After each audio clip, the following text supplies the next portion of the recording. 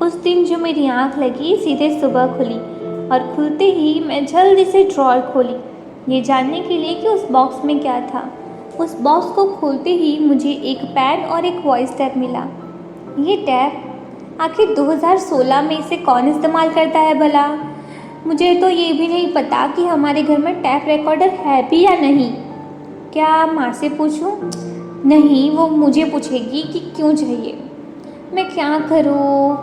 हाँ, याद आया, एक टैप रिकॉर्डिंग की शॉप पर भी तो सुन सकती हूँ ना मैं इतनी खुश हुई उस दिन कि मैं अभिमन्यु से अपने दिल की सारी बातें कहना चाहती थी, सब कुछ। मैं एक पेपर निकालती हूँ और अभिमन्यु की दी हुई पेन को मैं देखकर सोचती हूँ कि क्या लिखूँ। मैं लिखना शुरू करती हूँ। उस पहली नज़र को लिखूँ या पहली मुलाकात लिखूँ या बेवजह हुई हमारे बीच हर बात लिखूँ, समझ नहीं आ रहा इन पन्नों पर मैं क्या लिखूँ। तुम लिखूँ या हम लिखूँ या जो शब्दों में घुल जाए वो साथ लिखूँ। ना जाने कैसे किया करते हैं लोग पहली मोहब्बत का इजहार। मैं तो बस जज्बात लिखूँ या मैं बस प्यार लिखूँ। स्मृति। मैं उस पन्ने को रख तैयार होने लगी। तुम्हें कॉलेज नहीं जाना है क्या? इतना देर कर रही हो। हाँ माँ, बस जा ही रही हूँ। माँ के चिल्लाने से मैं इतनी डर गई थी कि जल्दी से बैग और पन्ने को उठा मैं कॉलेज के लिए निकल गई। तभी याद आया, टैप रिकॉर्डिंग की शॉप भी तो जाना है।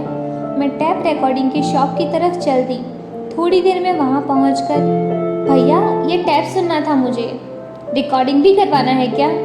नहीं, बस सुनना है। अच्छा ये लो, इसमें तुम सुन सकती हो, ये नया वाला है बिल्कुल, आवाज़ भी अच्छी आएगी, पर इसके 50 रुपये लगेंगे। आप तो लूट रहे हो, सुनने के बस इतना कौन लेता है? मुझे बस सुनना है, आप कोई भी सस्ता भी दे दो। ठीक है, ये रखो, इसके 20 रुपये लगेंगे।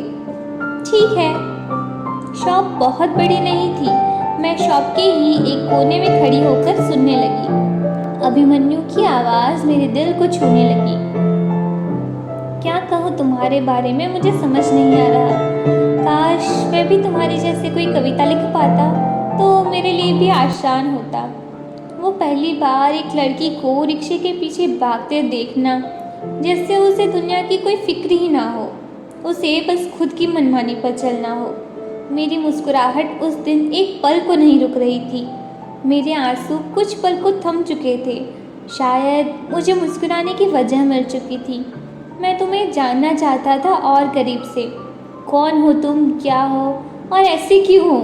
तभी वो डायरी गिर गई। सच कहूँ तो मैंने उसमें से कुछ भी नहीं पढ़ा, पढ़ता भी कैसे बिना इजाज़त के।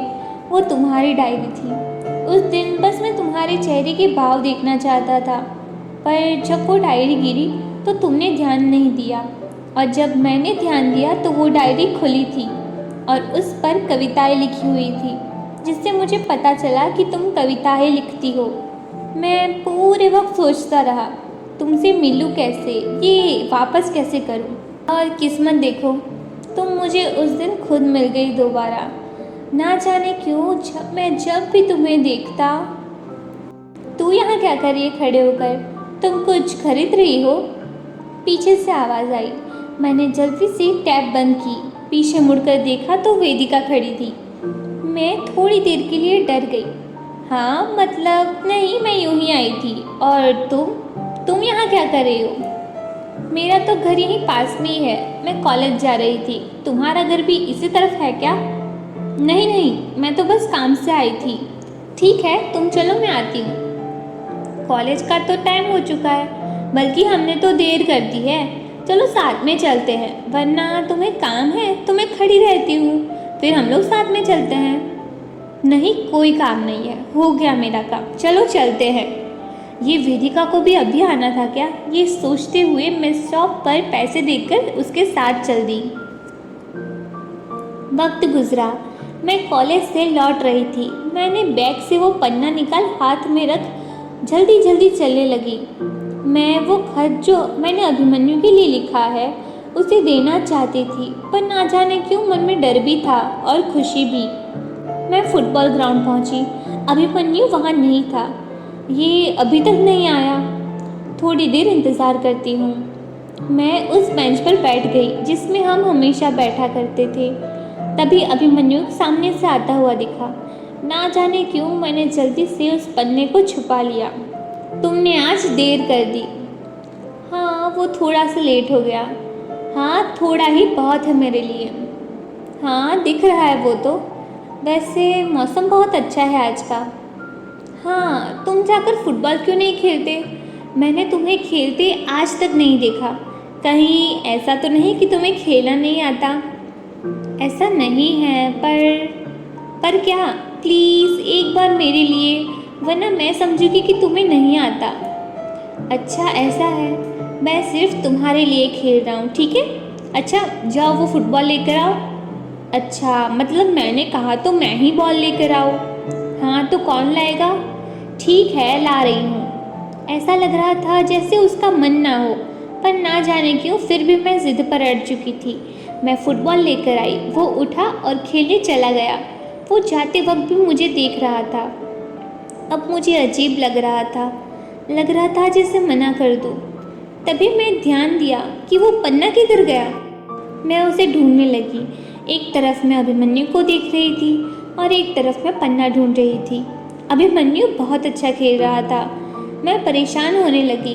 तभी अभिमन्यु पर ध्यान दिया कि वो शांत हो चुका था और अचानक वो ज़मीन पर गिर गया। मैं देखती ही रह गई। मैं उसकी तरफ भागी। अभिमन्यु, अभिमन्यु क्या हुआ तुम्हें?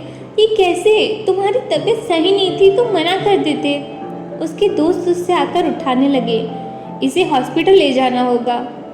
हाँ जल्दी, ये इतने दिनों से नहीं खेल रहा था तो आज क्यों खेलने आया? नहीं खेल रहा था, पर क्यों?